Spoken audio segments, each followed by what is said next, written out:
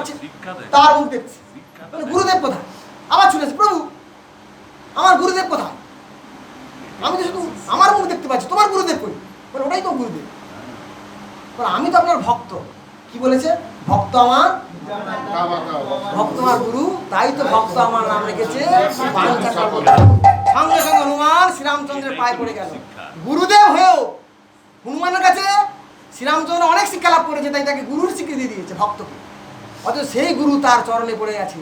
আর চাহি না জন, আর চাহি না মরণ, তোমার চরণ তলে রেখে দাও, তোমার চরণ তলে রেখে দাও।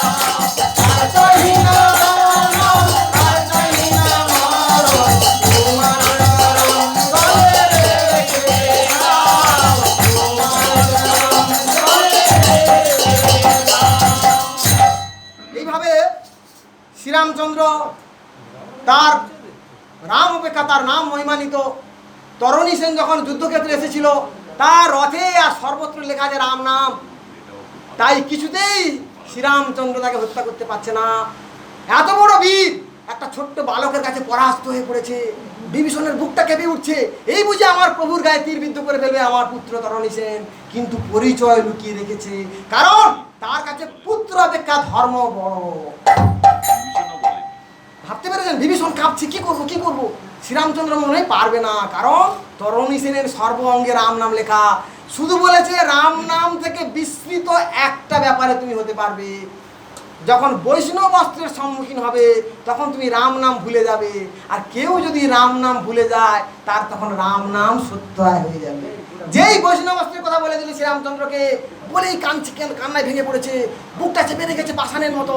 শ্রীরামচন্দ্র বৈষ্ণব অস্ত্র বের করলো, আর হনুমান কিন্তু বিভীষণ ভয়ে কাঁপছে, এই বুঝি শেষ হয়ে গেল। কিন্তু একবারও শ্রীরামচন্দ্রকে বললো না প্রভু আমার পুত্র। শ্রীরামচন্দ্র যখন বৈষ্ণব অস্ত্র প্রস্তুত করলো, সে রাম নাম ভুলে গেল। সেই অস্ত্র গিয়ে তার বক্ষ বিদীর্ণ করলো, রথ থেকে ছিটকে পড়ে গেল তরণী সেন। আর বিভীষণ দৌড়ে গিয়ে তার পুত্রের উপরে পড়ে কান্নায় ভেঙে পড়ল। রামচন্দ্র বলছে, তুমি তো এত বীর মারা গেছে তোমার পরিবারের, তুমি তো কখনো কান্না করোনি, তুমি এইভাবে ছিন্নমূল তরুর মতো আজরে পড়লে কেন? একে এই পুত্রকে? বলে এটা স্বয়ং আমার পুত্র। বিভীষণ তুমি এত নিষ্ঠুর, তোমার পুত্র হাসত তো বললে না, আমার এত বড় একটা ভক্তকে আমি হত্যা করলাম। বলে প্রভু আমার কাছে পুত্র অপেক্ষা ধর্ম বড়, তাই প্রভু আমি ধর্মের কাছে আমার আত্মজোর আত্মীয়তা বিসর্জন দিলাম। আমি ধর্ম যে বড় সারা পৃথিবীতে, এই কথাটা অনুরণিত করতে চাই। তখন বলে বিভীষণ এই কথাটাই অনুরণিত হবে সারা বিশ্বে। যারা ধর্মপথে থাকবে সামান্য আঘাত এলেও শেষ মুহূর্তে তার জয় হবেই। এই শিক্ষা সারা বিশ্ববাসী তোমার কাছে শিখলো। হ্যাঁ, এবং বললো এই তরণী সেনকে আমি কথা দিলাম, এ আমার ভক্ত সত্যকে আমি হত্যা করেছি। আমি দাপরে যখন আবির্ভূত হব, এ আমার প্রিয় সখা সুবল হবে। সেই সুবলকে আমি বৃন্দাবনে আমার বক্ষে নেব, তার চরণ ধুলি আমার বক্ষে ধৌত করব, এবং ভক্তের ঋণ আমি শোধ করব। বৃন্দাবনে ফুল ফুটেছে লাল গোলাপ সাদা,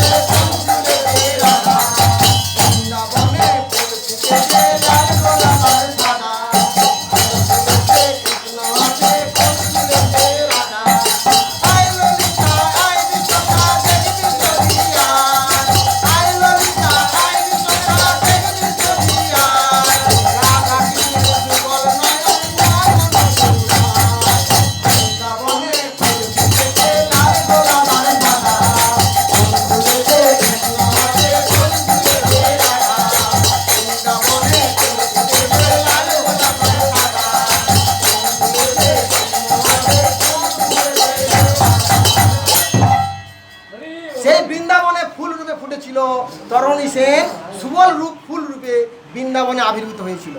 এইভাবে শ্রীরামচন্দ্রের যে রামায়ণের ঘটনাসমূহ আমরা এখানে আলোকপাত করলাম অনেকখানি। কত সময় হবে মিনন্দা?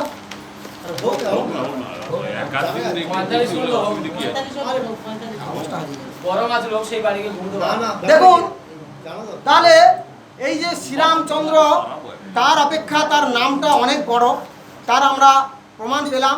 এবার দেখুন রাজা শকুন্ত, কাশীর নরেশ, তার রামের রাজ্যাভিষেকের সময় সারা বিশ্বের বিভিন্ন রাজাদের আমন্ত্রণ করা হয়েছে। তা সেই রাজ্যাভিষেকে কাশী রাজ ছিল শকুন্ত, শকুন্তকে আমন্ত্রণ জানানো হয়েছে। ভালো, শুনুন, খুব ভালো লাগে। তা শকুন্ত রথে করে আসছে, পথে তার সঙ্গে দেখা হলো নারদ মুনির সঙ্গে। অর্থাৎ নারদ মুনি নিশ্চয়ই কোনো একটা বিভ্রান্তি ঘটাবে, এবং নারদ মুনিকে কিন্তু সমস্ত বিভ্রান্তি ঘটায় কিন্তু স্বয়ং ভগবান। কিন্তু উনি কিন্তু সারা বিশ্বে একটা ফাঁদ পেতে রেখেছে। আপনি পাখি খাবার খাচ্ছে, পাখি দেখতে পাচ্ছেন না ফাঁদটা পাতা আছে, যখনই ফাঁদে আটকে যাবে তখন বুঝে আমি আটকে গেছি, তার আগে ফাঁদ দেখতে পাবে না। তা আপনি জীবন চালন করছেন, সকালে উঠছেন, বাজারে যাচ্ছেন, অফিসে যাচ্ছেন, জীবন সুন্দরভাবে চলে গেছে, আপনি বুঝতে পারছেন না, পাখির মতো ভ্রমণ করছেন, কিন্তু ভগবানের যে ফাঁদটা কীভাবে পাতা আছে আপনি জানেন না। যেদিন ধরা পড়বেন সেদিন যাবেন। বিশ্ব জোড়া ফাঁদ পেয়েছো, কেমনে দিন কাটি, কাঁধে ধরা পড়েছি গো, আজে গাছে বাঁশি। জোড়া ফাঁদ পেয়েছো, কেমনে দিন কাটি, কাঁধে ধরা পড়েছি গো, আজে গাছে বাঁশি।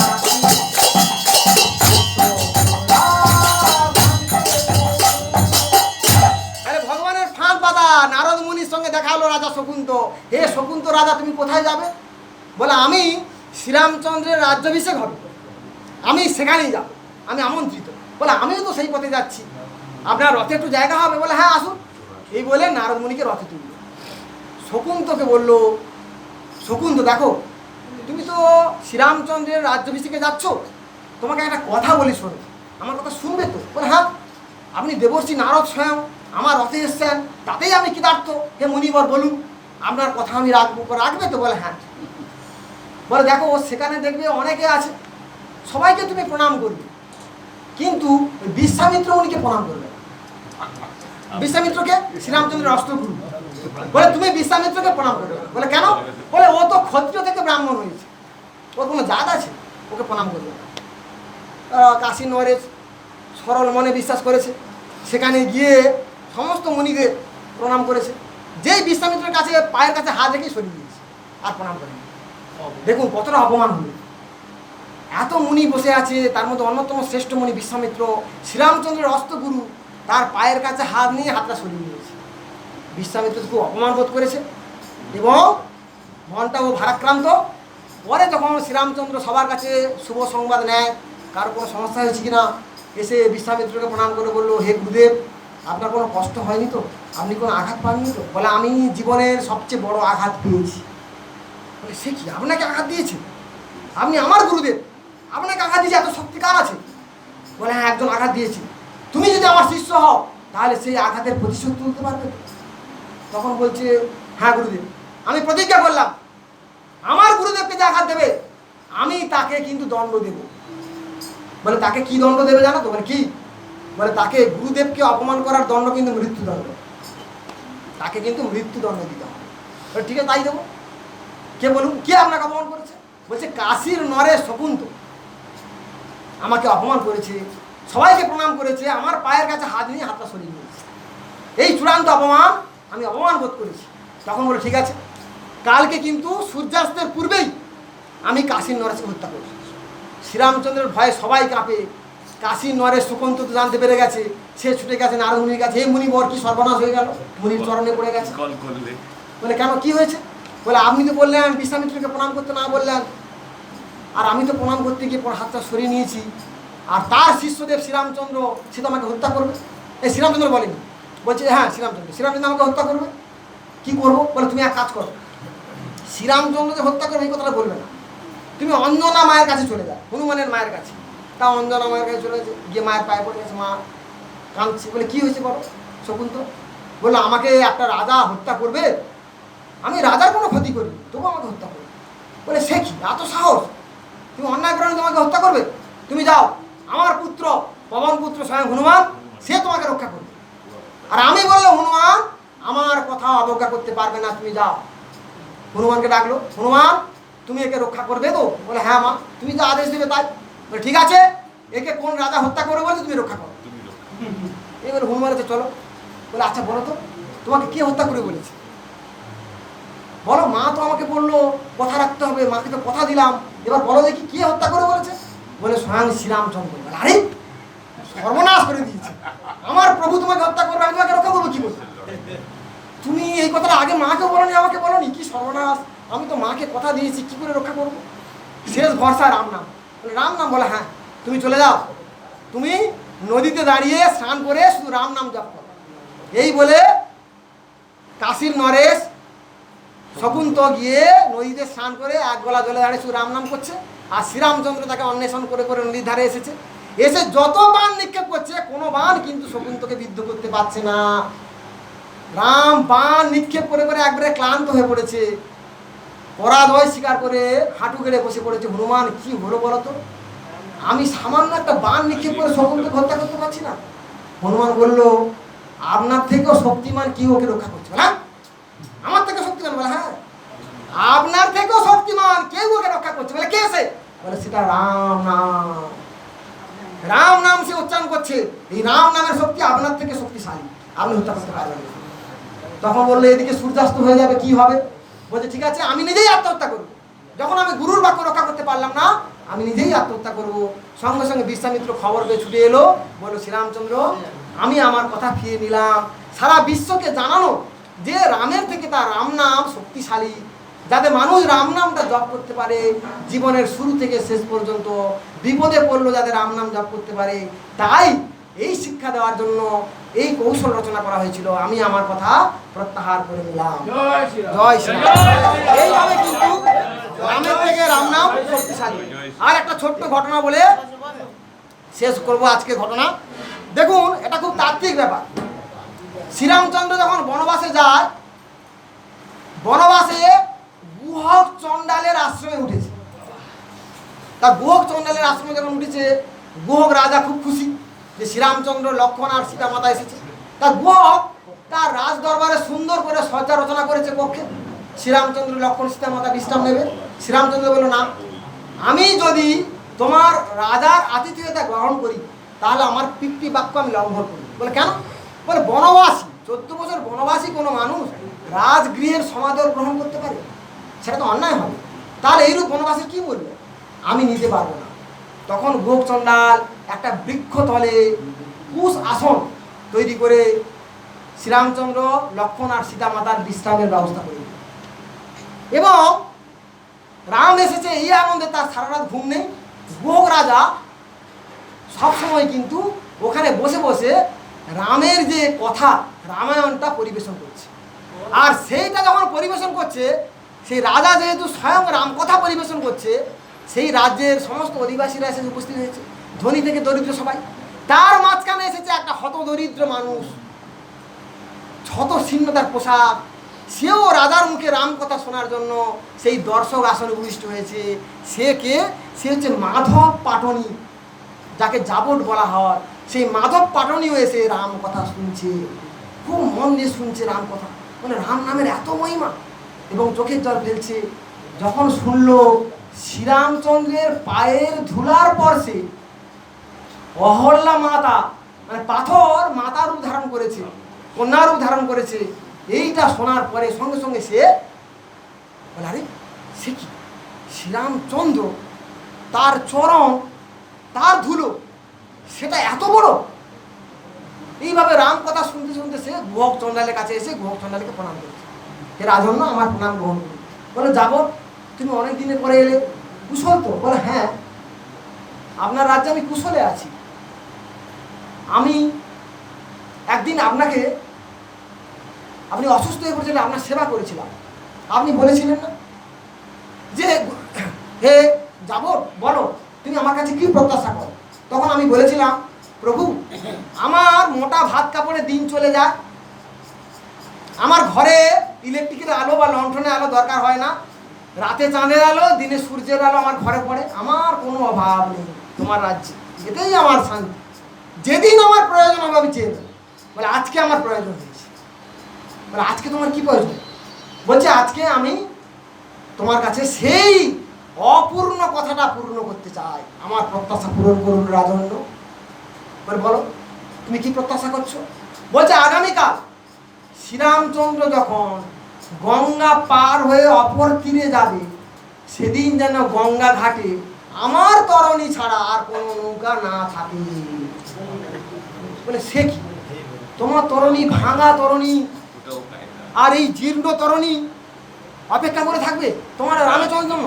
বলে হ্যাঁ প্রভু, আমার এইটুকু প্রত্যাশা, আমার এই জীর্ণ তরণী, আমি এই জীর্ণ তরণী দিয়েই শ্রীরামচন্দ্রকে পার করব, এইটা আমাকে আপনাকে কথা দিতে হবে।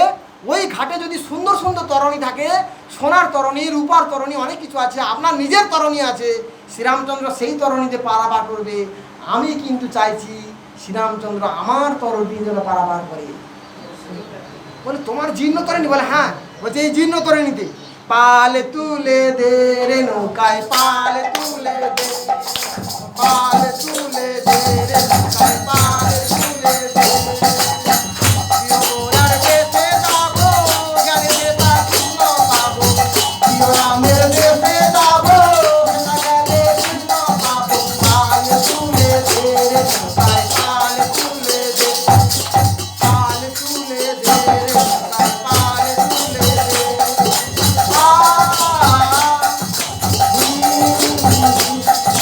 পাল তুলে দে রে নৌকায়, পাল তুলে দে। আমার ভাঙা তরি ঘর মানে নাহি দড়ি, আমার ভাঙা তরি ঘর মানে নাহি দড়ি। রামের নাম স্মরণ করি, রামের নাম স্মরণ করি, রে নৌকায় পাল তুলে দে রে নৌকায়, পাল তুলে দে, পাল তুলে দে রে নৌকায়, পাল তুলে দে, পাল তুলে দে রে নৌকায়, পাল তুলে দে। গিয়ে তার নৌকায় সুন্দর করে পাল খাটালো, নৌকাটা ভালো করে মার্জন করলো, ধুয়ে শ্রীরামচন্দ্রের জন্য অপেক্ষা করছে। এবার শ্রীরামচন্দ্র, সীতামাতা, লক্ষ্মণ এসে তীরে দাঁড়িয়ে আছে, আর ওদিকে মাধব পাটনি তীরের অপর প্রান্তে আছে, উল্টো দিকে মুখ ঘুরে। মাধব পাটনি কিন্তু উল্টো দিকে মুখ ঘুরে। শ্রীরামচন্দ্র যখন ঘাটে আসছে, মাঝি তো তার দিকে মুখ করছে না। শ্রীরামচন্দ্র বলছে হে মাঝি, হাত জোড় করে বলছে মাঝি আমাকে পার করে দাও, কিন্তু মাঝি আর ঘুরছে না, বারবার বলছে হে মাঝি আমাকে পার করে দাও। লক্ষ্মণ বলছে আরে একটা সাধারণ মাঝিকে তুমি ত্রিভুবনের অধীষ্ঠ শ্রীরামচন্দ্র তুমি এইভাবে বলবে? বলে হ্যাঁ, পৃথিবীতে সবার সম্মান আছে।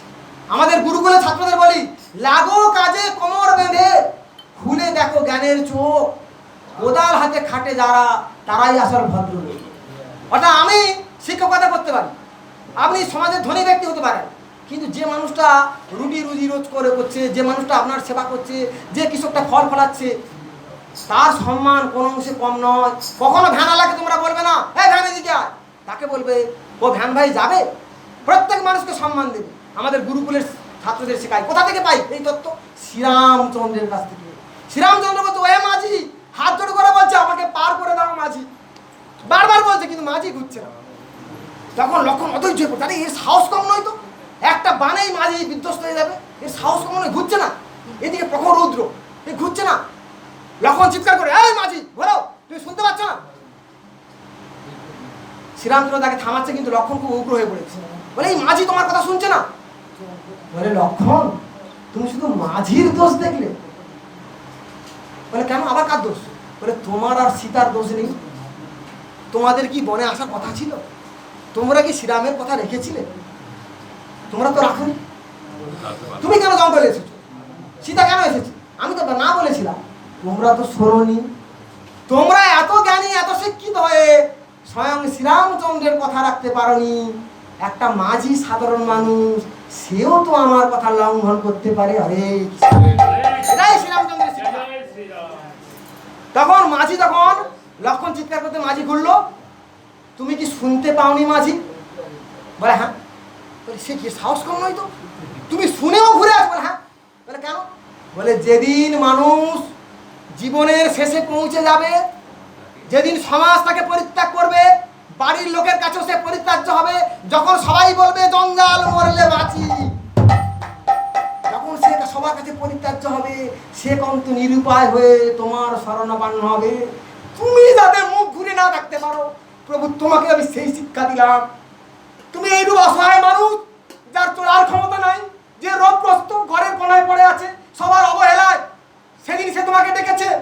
তুমি যাতে মুখ ঘুরে না দেখতে পারো, যাতে একটা ভক্তের আকুতি মিনতি কতটা কষ্টে, সেটা তুমি অনুধাবন করতে পারো, আমি তোমাকে সেই শিক্ষা দিলাম।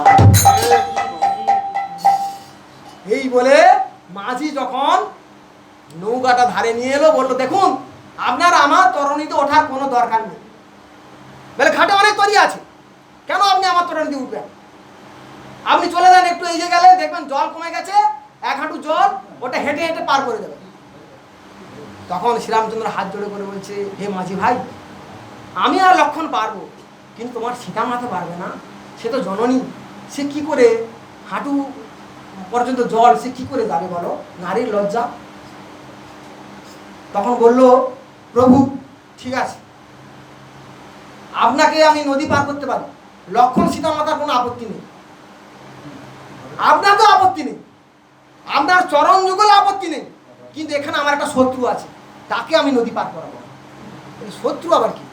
রাম, আমি, লক্ষণ আর সীতা, এখানে তোমার শত্রুটা কই? বলে না, তোমার চরণে যে লেগে আছে না ধুলো, এই ধুলোটা আমার শত্রু, এই ধুলো আমার নৌকা যেন না আসে প্রভু। আমি কালকে শুনেছি এই ধুলার পরশে অহল্যা পাষাণী নারী রূপ ধারণ করেছিল। তোমার ধুলোর পরশে আমার নৌকা যদি আরেকটা নারী হয়ে যায়, আমার অভাবের সংসার, দিন আনি দিন খাই, কোনোদিন না খেয়ে জল খেয়ে পড়ে থাকে, কিন্তু আরেকটা সতীনের ঘর আমার স্ত্রী কি করে করবে? হে প্রভু, তোমার চরণ ধুলো যেন আমার নৌকায় না পড়ে, আমার ভাঙা তরি ভাঙা দাগ তোমার চরণ ধুলার পরশে সে যেন আর কোনো মানব বা মানবী রূপ ধারণ না করে, তাই সেই চরণ ধুলোকে আমি আমার নৌকায় নেব না। লক্ষণ বলে তাহলে কি করা যাবে? বলে আমি এই চরণ ধুলোটাকে ধুয়ে দেবো। এই বলে মাঝি নৌকা থেকে নেমে আসছে। আরে তুমি নৌকা থেকে নেমে আসো, চরণ ধুলি ধোবে, জল কোথায়? গঙ্গার জল আনো। বলছে না, গঙ্গার জল অপবিত্র। বলে কেন? গঙ্গার জলে পতিত স্নান করে পতিত থেকে মুক্তি প্রাপ্ত হয়। পতিত ধারিণী গঙ্গে ও গো মা, পতিত ধারিণী গঙ্গে ও গো মা, পতিত ধারিণী গঙ্গে। বলে না, জানু ঋষির আশ্রমের পায়ে যখন গঙ্গা বয়ে গেছিল, জানু ঋষি কিন্তু গঙ্গাকে ভক্ষণ করেছিল, এবং যখন ভগীরথের অনুরোধে তার জানু চীর্ণ করে গঙ্গা মুক্তিপ্রাপ্ত হয়েছিল। এই জন্য গঙ্গার অপর নাম জাহ্নবী। তুমি জানো না? তাহলে এই মুনিবরের মুখে গঙ্গা প্রবেশ করেছিল, গঙ্গা অপবিত্র, এর থেকে পবিত্র জল দিয়ে আমি শ্রীরামচন্দ্রের চরণ ধৌত করব। বলে এর থেকে পবিত্র জল কোন জল? আমার দুই চোখের জল দিয়ে আমি আমার প্রভুর চরণ ধুয়ে দেব। এই বলে শ্রীরামচন্দ্রের চরণ ধুচ্ছে, তার সেউতির উপরে পা রেখেছে, চরণ ধুয়ে দিচ্ছে। রাম টলমল করছে, বলছে হে শ্রীরাম, তুমি তো পড়ে যাবে, তুমি আমার মাথায় একটু হাত রাখো না। তখন শ্রীরামচন্দ্র তার মাথায় হাত রাখলো। কেন? আবার ফিরে যায় সত্য যুগের ঘটনা। যখন অনন্ত সজ্জায় শায়িত ছিল বিষ্ণু, লক্ষ্মী দেবী তার পদসেবা করেছিল। শ্রীরামচন্দ্রের বিষ্ণুর সুন্দর চরণ দেখে একটা কচ্ছপ লোভাতুর হয়ে পড়লো। বলে এত সুন্দর চরণ কমল হয়? সে ছুটে এসেছে চরণ স্পর্শ করার জন্য। আর লক্ষ্মী দেবী ভেবেছে আমার প্রভুর চরণে এই কীট কামড় দেবে। সঙ্গে সঙ্গে লক্ষ্মী দেবী সেই কচ্ছপকে নিয়ে দূরে নিক্ষেপ করেছিল। কচ্ছপটা আহত হয়েছিল, চোখের জল ফেলে বলেছিল, প্রভু আমি কি কোনোদিন তোমার চরণের স্পর্শ পাবো না? তখন কিন্তু বিষ্ণু তাকে আশীর্বাদ করেছিল, ত্রেতা যুগে যখন আমি শ্রীরামচন্দ্র হয়ে আবির্ভূত হব, তুমি মাধব পাটুলির রূপে আবির্ভূত হবে, তুমি তখন আমার চরণ স্পর্শ করার সৌভাগ্য অর্জন করবে। এইভাবে শ্রীরামচন্দ্র তার মাথায় হাত রাখলো, তার স্পর্শ পেল, আর মাধব পারণী চোখের জল দিয়ে শ্রীরামচন্দ্রের পাটা ধুয়ে দিচ্ছে, চোখের জলে বিধৌত করছে। নৌকায় উঠলো, ইচ্ছা করে মাঝি এদিক ওদিক করছে, বিলম্ব করছে। লক্ষণ বলছে, হে মাঝি ভাই, তুমি কেন বিলম্ব করছো? তাড়াতাড়ি আমাদের পার করে দাও, পরে আবার জঙ্গল আছে, আমরা সেই জঙ্গল পার হবো, অনেক শত্রু আছে, দানব আছে, তুমি কেন বিলম্ব করছো? রাম, হে শ্রীরাম, তুমি বড় মূর্খ। আরে, তুমি দাদাকে মূর্খ বলছো? বলে, হ্যাঁ, শ্রীরামচন্দ্র খুব মূর্খ। তোমার চেতনা হলো না?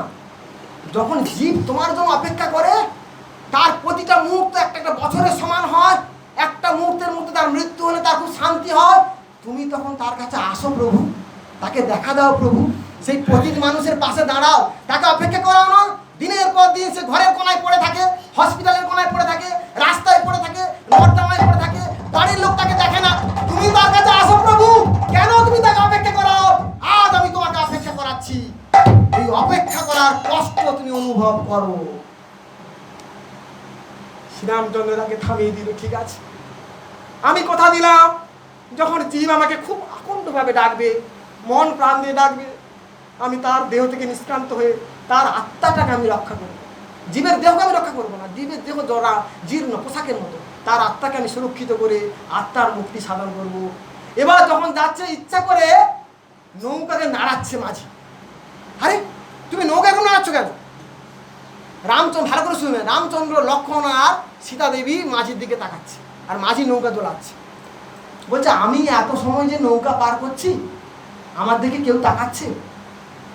মাঝি যখন নৌকা পার করায়, যাত্রীরা কি দেখে? চারিদিকে প্রাকৃতিক পরিবেশ দেখে, জল দেখে, সূর্য দেখে, চাঁদ দেখে। মাঝির দিকে কেউ তাকায়? মাঝির দিকে কখন তাকায়? যখন ঝড় তুফান হবে, নৌকাটা ডুবু ডুবু হবে, বাঁচার জন্য মাঝির শরণাপন্ন হয়। এই কলির জীবকে আমি শিক্ষা দিলাম, যখন তাদের জীবনে ঝড় ঝাপটা আঘাত আসবে, সে যেন একনিষ্ঠ মনে তোমার মতো মাঝির দিকে তাকায়। ভরসা করি হে ভব কান্ডারি, ভরসা করি হে ভব কান্ডারি, হালটি ছাড়িয়া তারে দাও দাও দাও রে, ভরা ঢে করোনা তোকে, কেন করি নিজে বাউ বাউ বাউ রে, ভরা ঢে করোনা তোকে, কেন করি নিজে বাউ বাউ বাউ রে, নদী ভরা ঢেউ। আপনার জীবনে ঢেউ আসবে, প্রত্যেকের জীবনে আঘাত আসে, জীবনে ক্ষত বিক্ষত হয়ে যান, চলার পথটা রুদ্ধ হয়ে যায়, আপনি বাঁচার রাস্তা খোঁজেন, তখন আপনি কিন্তু স্বয়ং গোবিন্দ সুন্দর শ্রীরামচন্দ্রের চরণ করবেন, সেই মাঝি আপনাকে রক্ষা করবে। এই শিক্ষা আমি জীবকে দিলাম। তখন দেখুন, মাঝির দিকে তাকাচ্ছে, অর্থাৎ শ্রীরামচন্দ্র তার দিকে তাকা, ভক্তের দিকে ভগবান তার দৃষ্টি নিক্ষেপ করুক, এটা সে চাইছিল, আর কলির জীবকে শিক্ষা দিল। আর যখন নদী ঘাটে ভেড়ে শ্রীরামচন্দ্র গিয়ে হাত জোড় করে বলল, ওহে পাটনি, তুমি তো আমাকে পার করালে, কিন্তু তোমাকে কড়ি দেওয়ার মতো আমার কাছে কোনো কড়ি নেই। মাঝি যখন নৌকা পার করে, তাকে তো কিছু বিনিময়ে দিতে হয়, আমার কাছে তো কিছু নেই, আমি তো বনচারী, গাছের ফলমূল পেড়ে খাই, সমস্ত কিছু আমি রাজ পরিবারে ছেড়ে দিয়ে এসেছি, আমি তোমাকে কি দেবো মাঝি ভাই? আমি তো তোমার কাছে ঋণী থাকবো। বলে, দূর শ্রীরামচন্দ্র, তুমি খুব বোকা। বলে, কেন? বলে, একটা ড্রাইভার যখন অন্য ড্রাইভারের গাড়িতে ওঠে, সে ভাড়া দেয়, সেই ড্রাইভার নিতে চায়। তুমিও নাবিক, আমিও নাবিক, তুমি আমার নৌকায় উঠেছো, আমি কেন ভাড়া নেবো? লক্ষণ বলে, আরে আমার দাদা আবার কবে নাবিক হলো? বলে, হ্যাঁ, তোমার দাদাও যখন মানুষ ভবসাগর পার হবে, সেই ভবসাগর পার করার জন্য যে নৌকা, সেই নৌকার কান্ডারি সুন্দর ধামে